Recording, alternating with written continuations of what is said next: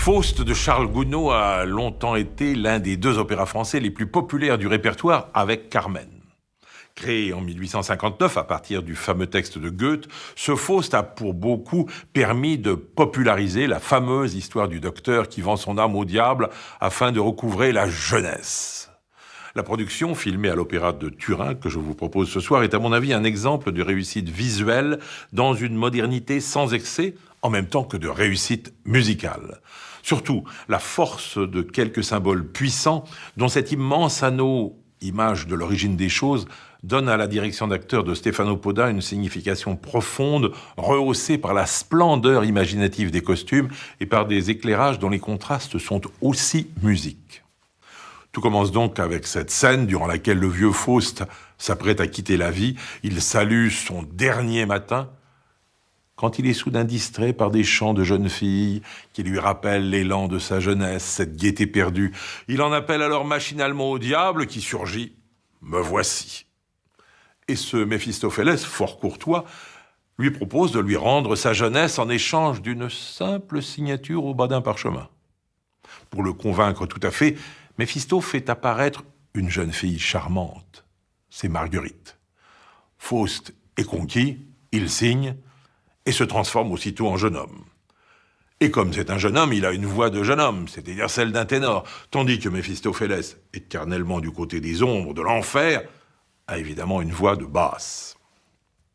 Au deuxième acte, une fête bat son plein. Au milieu de la foule, Valentin évoque la sainte médaille que lui a donnée sa sœur Marguerite, qui doit le protéger sur le champ de bataille où il s'apprête à partir. Puis il confie au jeune Siebel cette sœur qu'il adore. Mais voici qu'arrive à la fête un inconnu, Méphistophélès. Ce dernier offre une chanson de son cru à l'assistance, le veau d'or, qui exige une belle virtuosité vocale. Il prédit ensuite à Valentin une mort violente et annonce à Siebel que chaque fleur qu'il touchera désormais se fanera.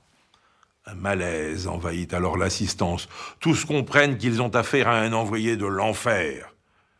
Mais il a déjà passé son chemin et la fête reprend avec une belle valse chantée en chœur, ainsi qu'une brise légère.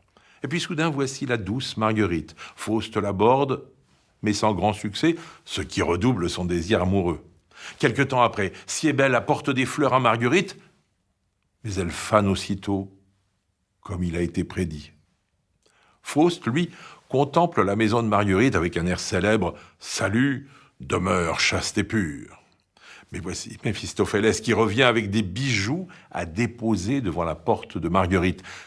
Celle-ci songe justement à ce jeune homme qu'elle a croisé à la fête quand, apercevant la caisse de bijoux, elle s'empare et s'admire dans le miroir. C'est le fameux air des bijoux, caricaturé dans Tintin et les bijoux de la Castafiore, et que vous allez entendre dans sa réalité virtuose. Ah, je ris de me voir si belle en ce miroir.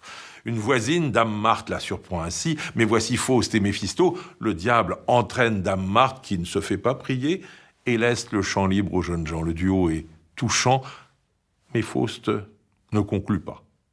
Méphistophélès de retour lui fait écouter comment Marguerite, se croyant seule, exprime son amour et il le pousse chez la belle qui n'attendait que cela.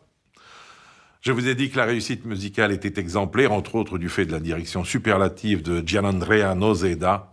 La preuve, tout de suite.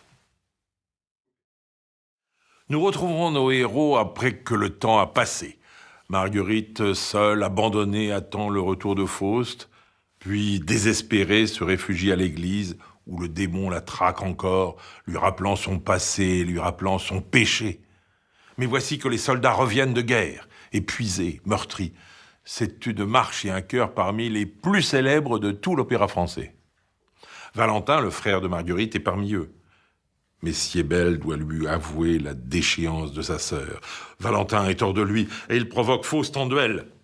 Mal lui en prend, car ce dernier, soutenu par les maléfices de Méphisto, le blesse à mort. Il n'a que le temps de maudire sa sœur, Marguerite, venue à son secours. Au dernier acte, Méphisto veut distraire Faust en l'entraînant dans son royaume et c'est un tableau d'une rare beauté entre ces danseurs sortis de l'enfer et cette rédemption lumineuse qui s'annonce. Mais Faust, obsédé par Marguerite, demande au démon de la lui retrouver.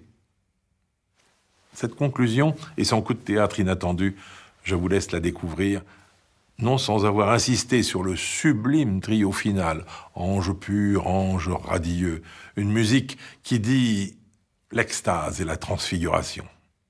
Je n'en dis pas plus. Il est temps de se délecter des 2 derniers actes de ce Faust dans la magnifique mise en scène de Stefano Poda, sous la direction du grand Gianandrea Noseda, et avec Charles Castronovo en Faust, Irina Lungu en Marguerite, et Ildar Abdrazakov en Méphistophélès. Un trio d'enfer, si j'ose dire.